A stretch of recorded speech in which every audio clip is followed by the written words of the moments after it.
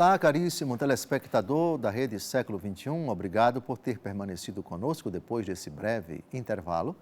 Começamos o segundo e último bloco do nosso encontro semanal, programa Luz da Vida, pela 16ª vez, dedicado ao tema das indulgências, uma das verdades esquecidas em muitos ambientes católicos.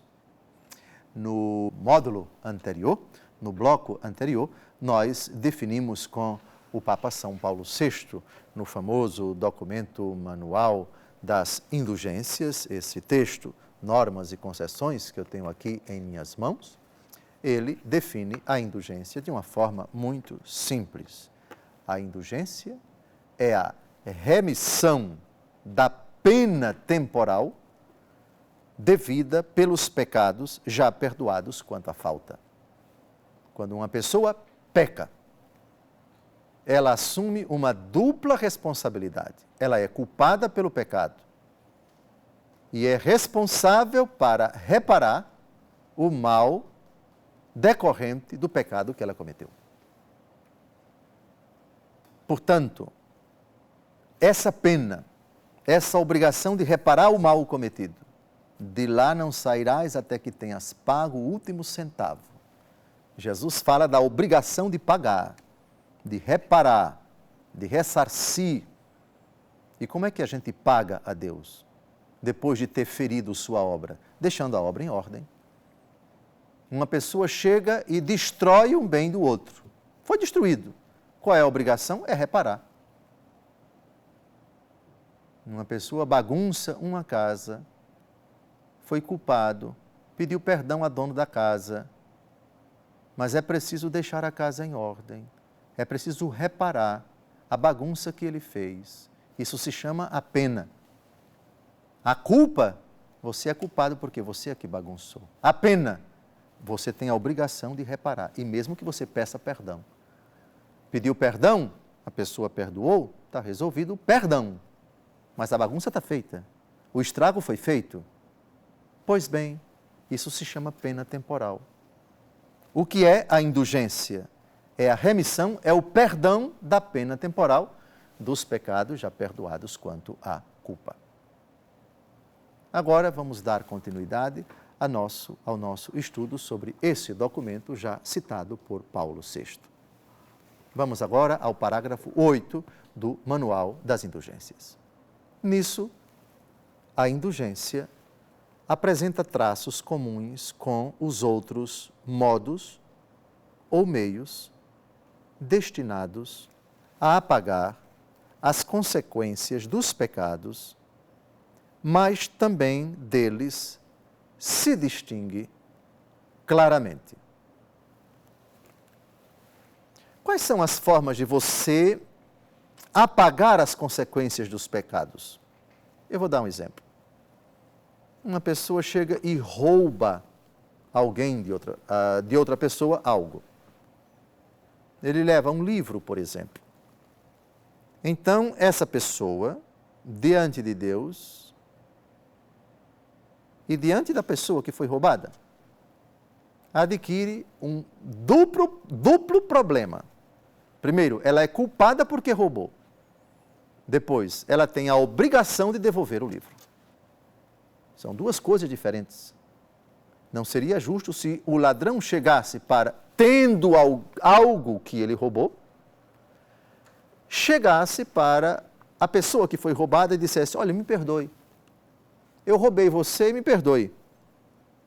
O que é o mais óbvio da pessoa que foi roubada, se é cristã, se tem o pensamento de Deus, o pensamento de Cristo?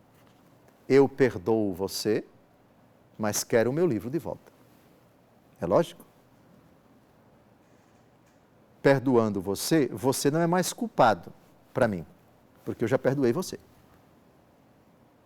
Então resolvemos um problema. Ah, então tá, então eu vou embora. Não, devolva o meu livro. Você tem que reparar o mal que você cometeu. O livro não lhe pertence. Devolva o livro. E assim você vai estar purificado dessa pena, desse dever, dessa obrigação que você tem de reparar o dano. Se você pede o perdão e não repara o dano, que é isso? Tudo se resolve somente pedindo perdão? Se você compreendeu essa diferença entre pecado e consequência do pecado, entre pedido de perdão do pecado e reparação das consequências do pecado, você entendeu a doutrina das indulgências. Então, eu repito, como nós vimos ainda há pouco, essa é a ideia a determinadas pessoas que conseguem reparar o mal cometido aqui na terra. Outras, estando aqui na terra, não conseguem absolutamente reparar. Imaginemos um ladrão que roubou muito de uma família e fugiu para muito longe. Ou então a própria família desapareceu dali. E agora? Ele gastou tudo, a família não quer nem saber daquela região onde ela morava. Como é que ele vai reparar? Como é que ele vai devolver se ele nem sabe onde está aquela família? E como é que a família vai ser beneficiada com isso se não há mais nenhum vínculo, ambos estão? Outro exemplo, um homem público que desvia verbas destinadas à saúde, à educação, aos pobres, gasta tudo, depois fica na rua da amargura, não tem como devolver aos cofres públicos e depois se arrepende, no caso, sendo católico, se confessa, recebe o perdão dos seus pecados, certo? E agora? Ele não tem como devolver dinheiro para os cofres públicos. Está tudo resolvido diante de Deus? Não. Ele tem essa obrigação, a obrigação de reparar essa pena temporal, ou seja, aqui no tempo, antes de morrer, mesmo que já tenha se arrependido. São duas coisas diferentes. A indulgência, ela se assemelha a esses exemplos que eu dei, mas há diferenças, como disse o parágrafo anterior que nós acabamos de ler. Ela tem traços comuns com outros meios destinados a apagar as consequências dos pecados, mas também se distingue deles claramente. Vamos ver em que sentido. Continuamos o parágrafo 8º desse documento Manual das Indulgências.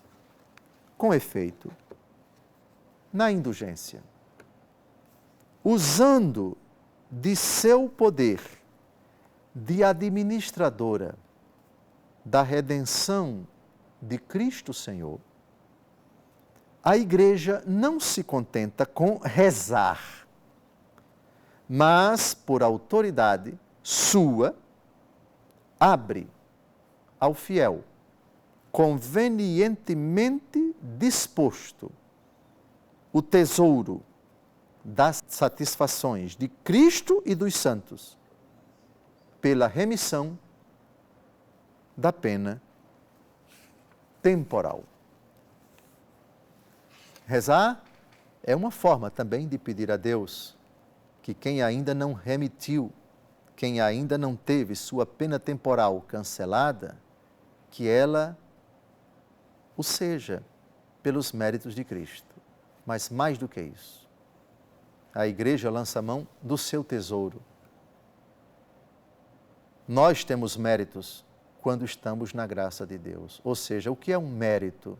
É o fruto que o justificado apresenta a Deus e que tem valor salvífico. Ou seja, um ato meritório é um ato que vai ser recompensado no céu. Jesus fala desses méritos. Tive fome e me deste de comer. Tive sede e me deste de beber. Estive nu e me vestiste.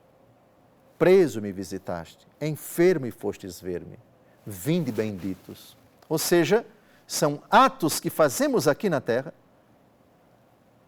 nos quais os méritos de Cristo, não temos méritos nossos próprios em absoluto, mérito de justiça não, isto é, merecimentos próprios nossos, tudo é graça de Deus, ainda que hajamos livremente.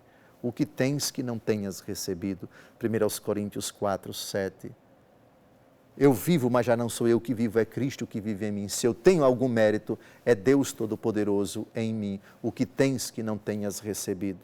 Eu vivo, já não sou eu que vivo, é Cristo que vive em mim.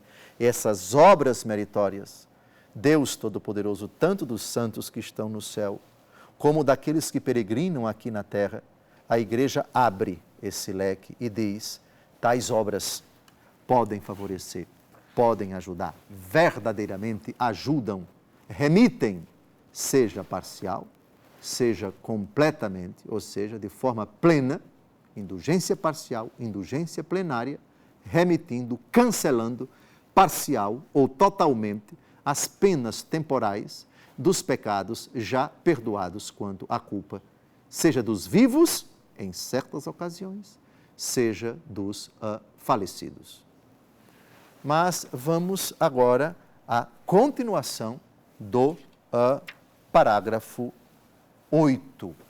Diz o texto: o fim intencionado pela autoridade eclesiástica na concessão das indulgências é não apenas ajudar os fiéis a pagarem as penas que devem, mas ainda incitá-los ao exercício das obras de piedade, de penitência e de caridade, e particularmente das obras que conduzem ao progresso da fé e ao bem geral. Então, a doutrina das indulgências tem essa finalidade tão oportuna, tão rica. A Igreja, nesse sentido, exorta os fiéis à prática da caridade, à prática do jejum, à prática da oração. E tais coisas não só santificam aqueles que as praticam, como trazem benefício aos outros, vivos e falecidos. Termino citando mais uma vez Tobias capítulo 12, de 8 a 9. Boa coisa é a oração, acompanhada de jejum e esmola. A esmola é preferível aos tesouros de ouro escondidos, porque a esmola livra da morte. Ela apaga os pecados e faz encontrar a misericórdia e a vida eterna. Esmola apaga pecado. Jejum apaga pecado. Oração apaga pecado. A oração da fé salvará o enfermo, diz São Tiago no capítulo 5. São as obras indulgenciadas, são a riqueza, o tesouro de Cristo, dos santos e de toda a Igreja. Uma semana abençoada, até o próximo domingo, se Deus quiser.